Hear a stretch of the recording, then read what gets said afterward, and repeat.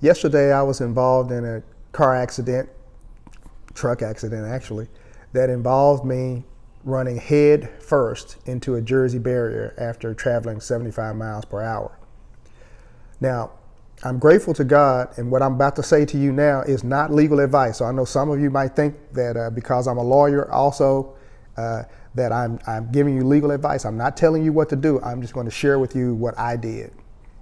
So again, I'm traveling along at about 75 miles an hour as best as I can recall.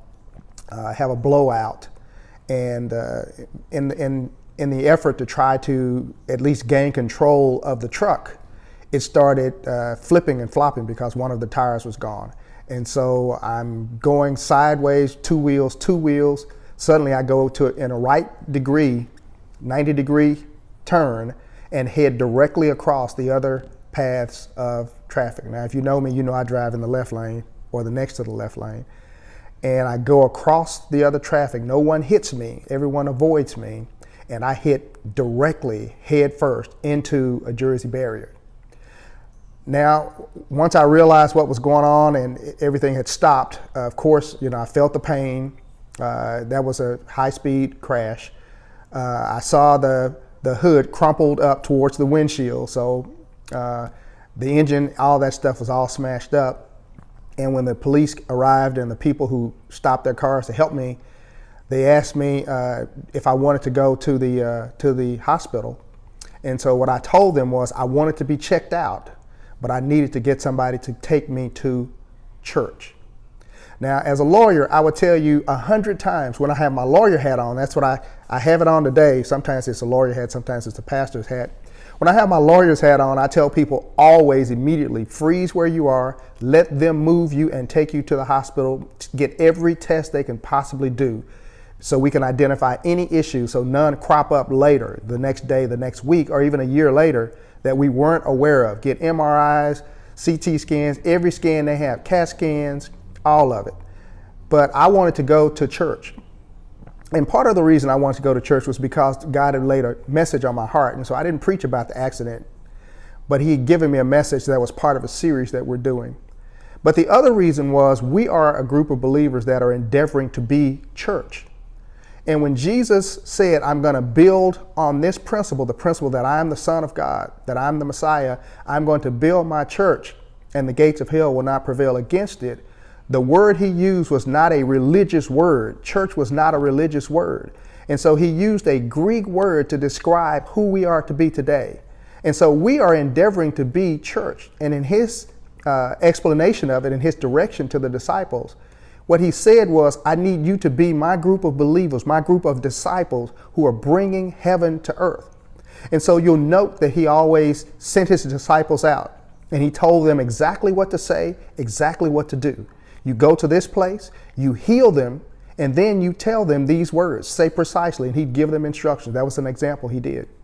And so our group of believers, disciples, are endeavoring to be church, to make it in the earth like it is in heaven. And so what happened was I got ready to preach and the pain was too much for me to preach. So what I did was I stopped everything and said, I need for someone to come and heal me. And so those believers laid hands on me and healed me. I delivered the sermon and went on with my day. And so all of the pain isn't totally gone. And it is still a good idea to go and get checked out. So I'm doing all those things in the natural, but I had a spiritual need at that point. It wasn't a physical need. I had a spiritual need to be healed, to have that healing manifested that Jesus already provided me. And so this is what happened to me. I was healed. I went on and preached the sermon, had dinner with family later that day, and relaxed. And I'm getting checked out today. As a matter of fact, I'm doing this right before my appointment with my doctor. I am getting checked out, but I can tell you that I woke up today feeling even better than I did when I went to sleep. And so God is a real God and his word is so true. And I want to share that testimony with you because there's somebody who's believing God for something that's much more severe than what I experienced. I may have hit that barrier at more than 65 miles an hour by the time I hit it, but I don't have facial injuries. I don't have a concussion as far as I know. I don't have any broken bones or cracked ribs or anything as far as I know. But there's somebody who's believing God for something even more, and it's not any harder for him to heal you of the thing that you're experiencing than it was for him to heal me, or for him to tell you, yes, you're saved. And so I want you to be encouraged. I want your faith to not fail you. That's my prayer, is that your faith will not fail you, because you're being challenged. But I don't care what people say or what they do to you. You have control to allow your faith to get you to where you need it to go or not.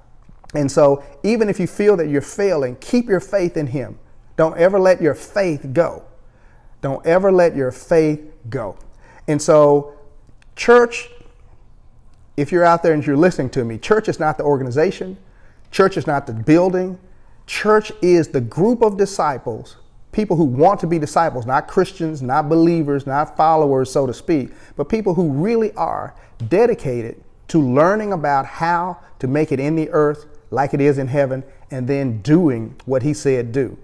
And so my name is Pastor Ken Martin, if you didn't know me. I want to invite you, if you haven't already, I'm not asking you to leave your church. Please don't. If you're actively involved in a church, I'm not asking you to miss a single Bible study. I'm not asking you to leave your church and come to ours.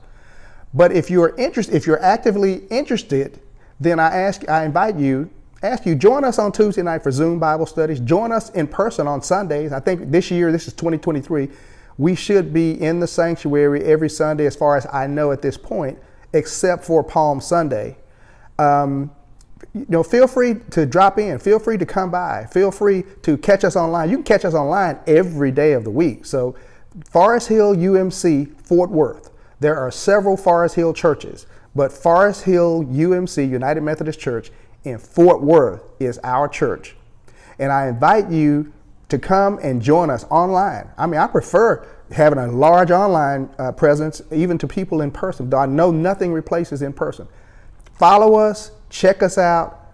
We're not the fanciest, we're not the biggest, but we try to stick to the word, and we try to be church. We try to be in the earth and make it in the earth like he said we should do, as it is in heaven.